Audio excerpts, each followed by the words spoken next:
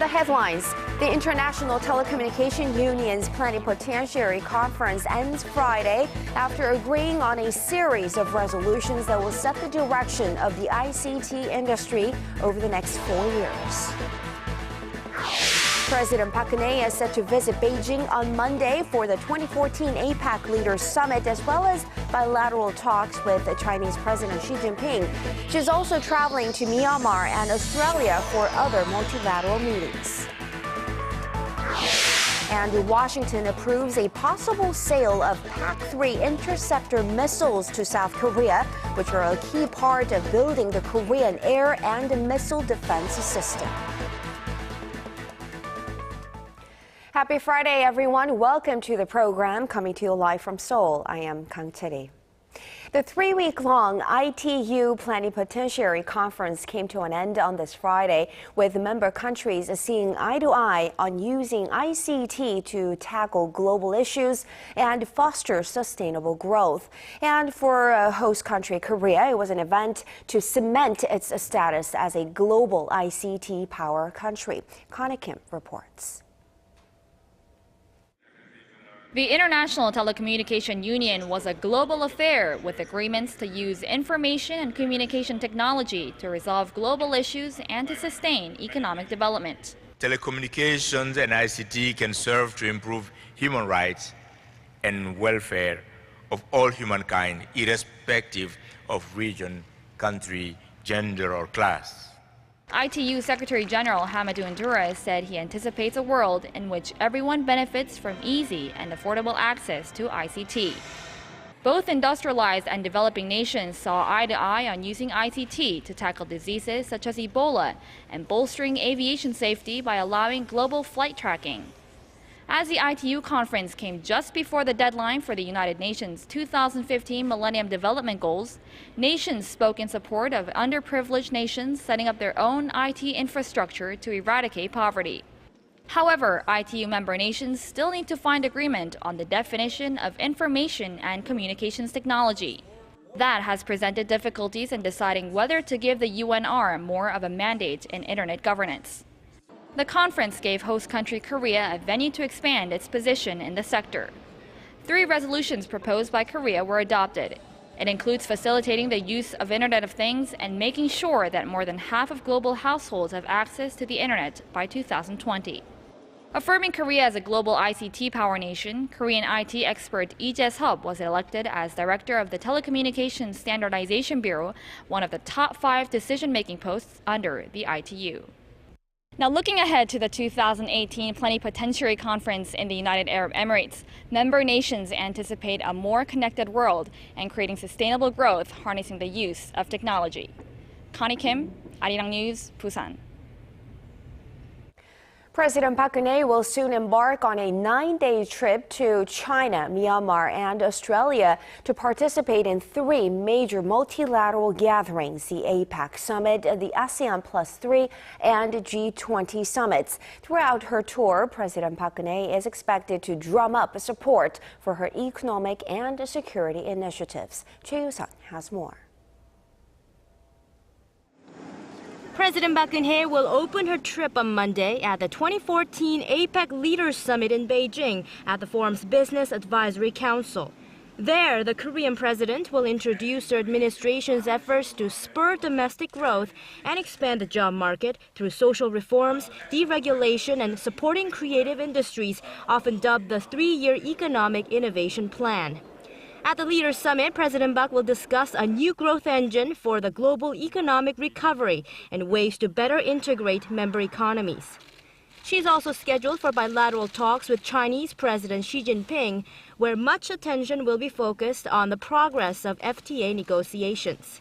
President Park will then travel to Myanmar for the ASEAN +3 Summit and the East Asia Summit. Here, she will urge for greater regional cooperation to counter the Ebola outbreak and the threats posed by Islamic State militants in the Middle East.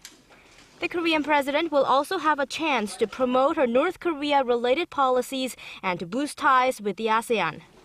For the final leg of her trip, President Park will travel to Brisbane, Australia for this year's G20 summit, where she will again speak about her economic innovation plan as an initiative to address the global problems of low growth and high unemployment.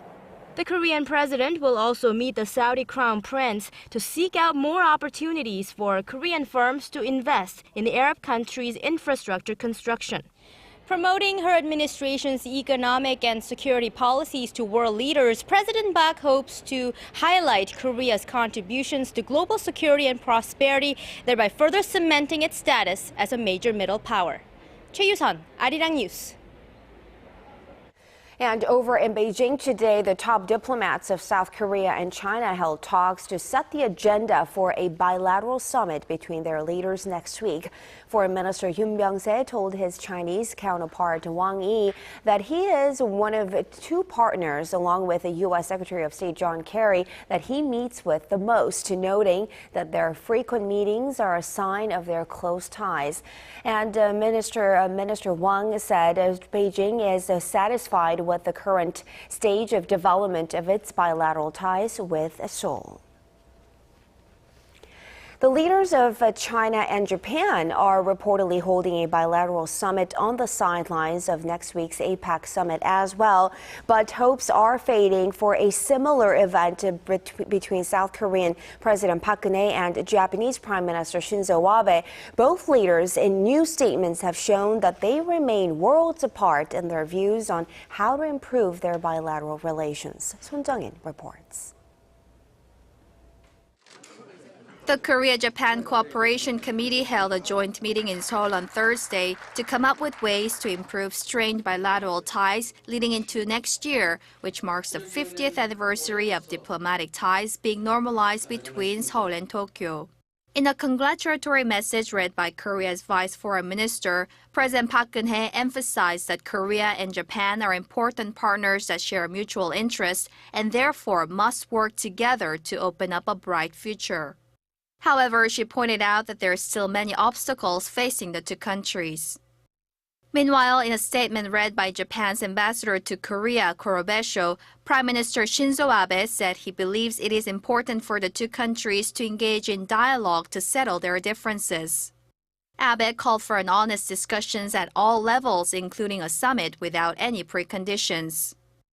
But as President Park has stated that Japan must first show sincerity and a commitment to addressing the sexual enslavement of women by the Japanese military during wartime, hopes are fading of a Korea-Japan summit on the sidelines of the APEC summit in China next week.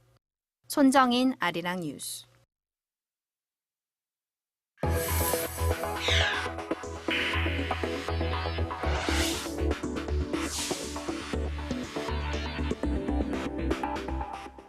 South Korea moves another step closer to upgrading its missile defense system and, by extension, standing up to North Korea's threats by itself.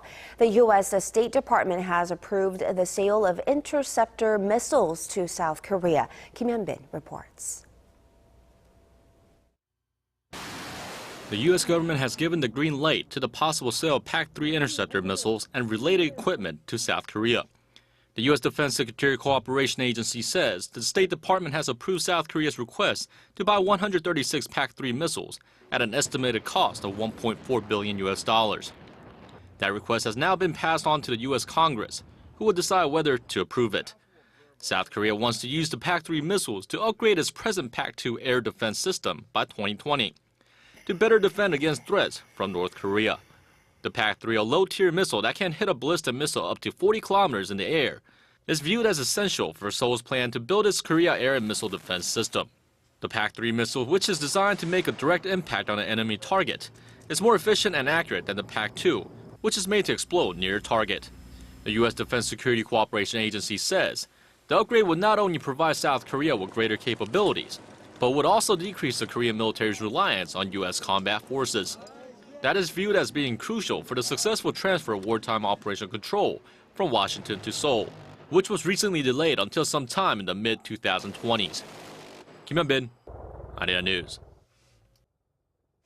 It has emerged that North Korea told a former American detainee to ask for a visit by an ex-U.S. president for his release. Speaking to Voice of America, Jeffrey Fowl, the American who was detained in North Korea for 6 months, said Pyongyang officials wanted a high-level U.S. envoy to intervene. According to Mr. Fowl, he was asked to make the request and describe his desperate situation when he talked to American media outlets CNN and the Associated Press during his captivity. The 56-year-old entered North Korea on a tourist visa early this year and was arrested for leaving a Bible in a nightclub bathroom. He was freed last month, but 2 Americans are still detained in North Korea. The global community is taking action to address North Korea's widely documented human rights abuses. The European Union on Thursday briefed the UN General Assembly Committee on a resolution they presented last month together with Japan, urging the Security Council to refer Pyongyang to the International Criminal Court. The EU representative, Italian Councillor Emilia Gatto, told the committee that they're deeply concerned about systematic rights abuses in North Korea. She added the world can no longer ignore the suffering of North Korean people. The resolution, co-sponsored by some 40 countries, calls for a probe based on the findings of a UN inquiry. A committee vote is expected later this month before the measure goes to the full assembly in December. The mystery surrounding the death of a Japanese national kidnapped by a North Korea back in the 1970s may have been solved. A local newspaper has unveiled some new discoveries about Megumi Yokota's possible fate. Hwang Sung-hee has the details. Megumi Yokota, who has become a symbol of Japanese nationals abducted by North Korea, may have been poisoned. South Korea's Donghwa-ilbo newspaper reported Friday that Yokota had been locked up in a psychiatric facility in Pyongyang, where she was force-fed sleeping pills and given shots, which led to her death either from poisoning or overdose in 1994. That's the same year North Korea claims Yokota committed suicide.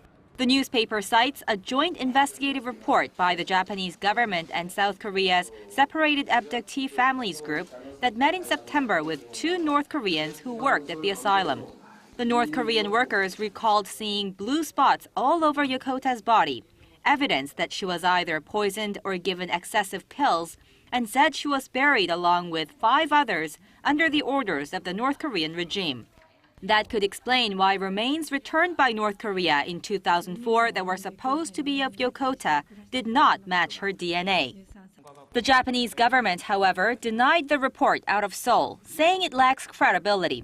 Yokota was taken by North Korean agents on her way home from school in 1977, when she was 13 years old. Her story is the most high-profile abduction case, but Tokyo officially recognizes 17 victims and believes more than 800 people were kidnapped with North Korean involvement. Japan and North Korea agreed to reopen an investigation into the fates of the Japanese abductees in July. A first report on the probe was expected in late August, but North Korea has not submitted one yet. The latest findings, if proven true, are bound to cause friction in the ongoing negotiations. Hwang Sung-hee, ARIRANG News. After months of discussions and heated disputes that brought parliamentary affairs to a grinding halt, lawmakers finally passed 3 special bills this Friday related to the April ferry disaster. It represents a minor victory for victims' families who may now finally get some answers to the many questions surrounding the events leading up to the disaster. Kim Young-gil tells us more. 3 special bills, all related to April's ferry disaster, were finally passed into law after more than 6 months of strenuous efforts. Among the 251 lawmakers present, 212 are in favor, 12 are against, and 27 have abstained. The bill is passed. However, the victims' families of the Seoul ferry were not fully satisfied with the bill. The Seoul ferry bill passed today represents a major step forward compared to the original version proposed by the ruling Saenuri Party. but it does not fully meet our demands for investigative powers and political neutrality. The Seoul Ferry Bill will launch a special investigative committee composed of 17 members who will work for 18 months to find out what caused April's disaster that left more than 300 people dead or missing. A special prosecutor will also be appointed to investigate and indict those found responsible for the tragedy. The second bill, also related to the Seoul ferry disaster, is called the Yubyongwon Law, after the deceased de facto owner of the sunken ferry. It gives the government more authority to go after and confiscate wealth that is illegally accumulated by members of a family. The third bill is the revised Government Organization Act, which sets up 2 new ministries under the Prime Minister's office. The new ministry that deals with disaster and safety management has 2 sub-level agencies to oversee the Korea Coast Guard and the National Emergency Management Agency. The other ministry will deal with the government's personnel matters. With the passage of the 3 bills, the 2 rival parties have finally put their month-long battle over the special bills to rest and now turn their full focus toward reviewing next year's budget. Kim Young-gyun, ARIRANG News. President Park Geun-hye has urged Korea's firefighters to play a pivotal role in making the country a safe and happy place to live. Marking the annual Firefighting Day, President Park said once the government restructuring bill to bolster national safety management passes Parliament, a new safety ministry will be established, then requiring more of Korea's firefighters. The president also promised personnel and financial support to make sure firefighters in Korea are working in a stable and safe environment. Koreans are notorious for working some of the longest hours in the world. The daily grind might be a little less grueling if they could take some days off after working so hard, but a new survey shows that Koreans take some of the fewest vacation days in the world as well. Park Ji-won reports. Do you use all your vacation days? If you are in Korea, chances are you don't. Global travel site Expedia.com's annual vacation deprivation survey of nearly 8,000 employed adults in 24 countries has Korea ranked at the bottom for the number of paid vacation days per year. And of the short vacation days that Korean employees do get, many don't even use all of them. People in European countries like France, Denmark, Germany, and Spain all enjoy more than 27 paid vacation days per year, nearly twice as many as most Asia-Pacific and North American countries. Korea was ranked last out of the 24 countries at just 8.6 days. Adding insult to injury, more than 60% of the Koreans surveyed weren't even able to spend all of their short vacation days, the highest mark among the surveyed countries. So why all the work and less play? Respondents said their work schedules did not allow them to take all their vacation days. Many said they had to either delay or cancel vacations altogether due to work. It's yet more evidence that Koreans are vacation deprived, adding credence to calls that a shift in the work-life balance here requires attention and action. Park Ji-won, ARIRANG News.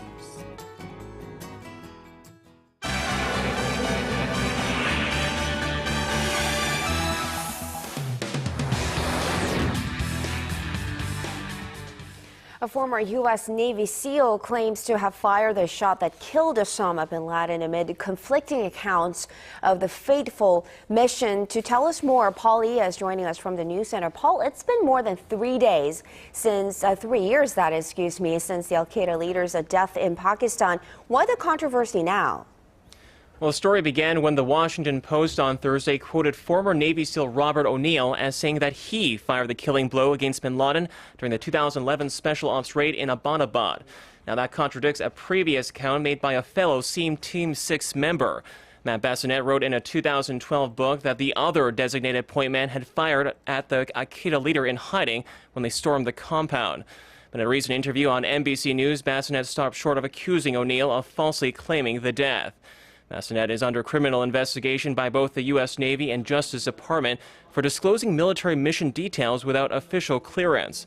Both men are under fire for breaking Navy SEAL code for fame and financial gain. And turning to the latest in international politics, new media reports suggest that U.S. President Barack Obama is reaching out to Iran's supreme leader through secret diplomatic channels. Give us the details. Well, the Wall Street Journal was the first to report that President Obama had sent a letter last month to Iranian leader Ayatollah Ali Khamenei last month. In a message, Obama reportedly asked to support the fight against Islamic State militants and reaching a breakthrough regarding Iran's long-standing nuclear dispute. On Friday, CNN also cited a senior U.S. official and a Western diplomat who said Washington had been going through the Iraqi government to communicate with Iran. Speaking at a briefing on Thursday, White House spokesman Josh Earnest declined to comment on what he called the private correspondence. I'm not in a position to discuss private correspondence between the president and any world leader. I can tell you that the policy that the president and his administration have articulated about Iran remains unchanged.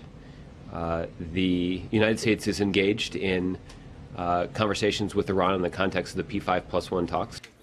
Earnest clarified that U.S. policy towards Iran has not changed and the United States will not cooperate with Iran in any military capacity, as well as intelligence sharing. The suspected diplomatic exchange comes as Secretary of State John Kerry is scheduled to resume negotiations on Iran's nuclear program this weekend. And shifting to the global media industry this time, the latest wave of corporate earnings are out and online content providers are leading the pack in terms of new profits. There has been a huge shift in money with the explosion of online video streaming in recent years. So where is it all going? Well, there's been a major paradigm shift in the media industry that shows more and more companies are moving past their dependence on traditional revenue sources such as advertising and instead capitalizing on selling media content properties. Analysts say these emerging revenue sources are taking advantage of new platforms that have hit mainstream audiences by storm, whether it be online or mobile streaming, video on demand, or social media. Streaming services like Netflix are leading this trend as they continue to launch original programming while collecting those lucrative licensing fees. What it does is to provide even more avenues for content providers to monetize their content, and this is exactly the outcome that they want. The challenge, though, is to be able to do that without cannibalizing the traditional model, which is still a multi-billion-dollar business, and this is a question that most of the stakeholders are still grappling with. Driving home the point, CBS, owner of the most watched U.S. television network, has for the first time reported that less than half its revenue is coming from advertising. That's a decline of more than 70% from a few years ago. Certainly indicative of changing times there. And staying within the entertainment industry, a wave of new Hollywood blockbusters are set to go head-to-head this weekend at theaters across North America. And it looks like Christopher Nolan's Interstellar is expected to come out on top. That's right. The sci-fi thriller starring Matthew McConaughey and Anne Hathaway is the top favorite to capture the box office title, but there's plenty of other challengers hitting the big screen as well. Interstellar is estimated to break the $64 million mark across states in this opening weekend, despite mixed reviews from critics. The film follows a team of astronauts as they travel the galaxy in search of a new home for mankind. Rolling Stones magazine defended the film, saying it was an enthralling cinematic experience and one of Nolan's best works. Also new this weekend is Disney's animated film Big Hero 6, which is expected to draw in families and robot lovers alike. The movie, which features a band of high-tech heroes, is expected to earn up to $58 million. And other heavyweights, including Fury starring Brad Pitt, which recently surpassed the $100 million box office mark around the world. Chery? All right, thank you so much, Paul, for those updates, and we'll see you back here in just about 2 hours.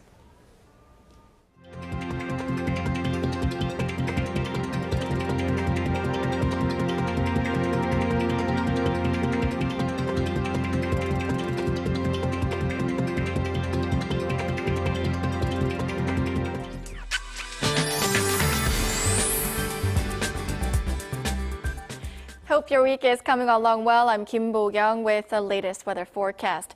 So today is Ipdong here in Korea, which is one of the seasonal indicators marking the beginning of winter. And yes, conditions were chillier today compared to yesterday under partly cloudy skies. At the moment, rain is falling on the eastern coast of both Gyeongsang-do provinces, and another 5 to 20 millimeters are expected there through later tonight.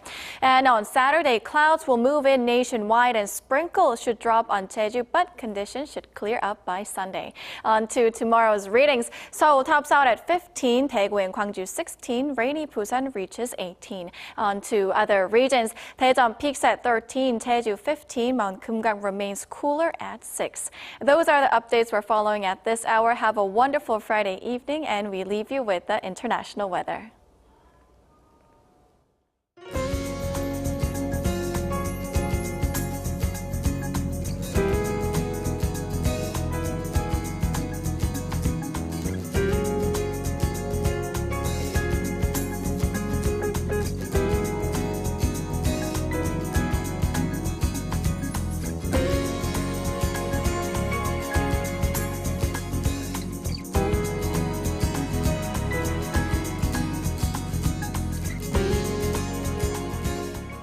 And that will do it for this edition of ID9 News. Thanks for watching.